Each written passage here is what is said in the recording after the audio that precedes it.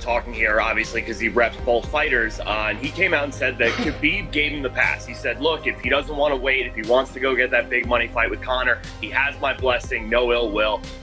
Justin said absolutely no interest. He's waiting, to unify those titles, and then he'll go figure out what's next.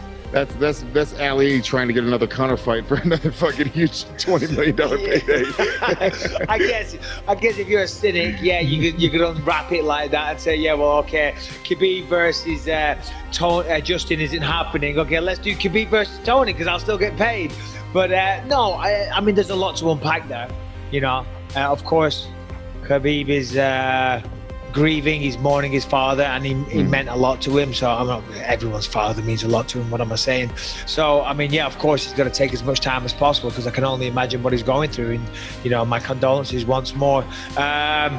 So yeah, it makes sense, but I guess him, Khabib, sorry, pardon me, Justin, I want to say Tony, I don't know what's going on, it's still early here, but Justin, pardon me, versus Conor would be a tremendous fight.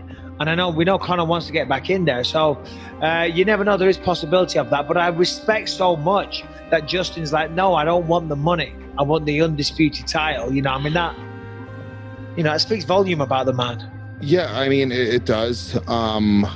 Depending on how long Khabib wants to take off. I mean, at one point, Gaethje's going to have to fight again, and here's the problem. This is a weird position to be in for Gaethje, right? Yes, he wants to wait, but without an actual date for Khabib to come back, well, now Conor, which is this massive, massive fight, it's like, there's just such a massive payday. It's like hitting the lottery where you win, lose, or fucking draw.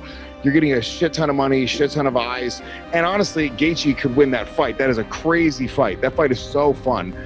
But the problem is, Conor isn't going to wait around, right? So Conor's going to end up taking another fight. And if Conor loses another fight, well, then the ability to sort of make that much money off that fight, it doesn't go out the window completely. But every time Conor loses, it takes a little bit of that sort of mystique and unbeatable thing away. So I think for Gaethje, if he waits too long, who knows what could happen. The MMA landscape could change right underneath his nose, and then all of a sudden the biggest fights possible aren't there for him anymore. No, absolutely. I mean, but you got to say, that is an incredible fight, though. Justin Gaethje versus Conor McGregor, that is fucking huge. I was asking Rebecca to close the blinds because now the sun's coming up and it's shining right through onto my face and overexposing me just a little bit. He can't wait around forever.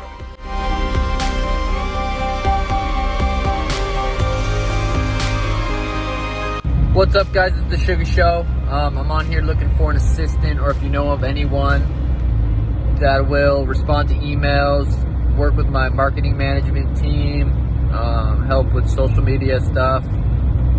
Must be 18 or older, blonde, brunette, black hair, don't really care, nice ass, decent set of tits, and is somewhat smart. Let me know.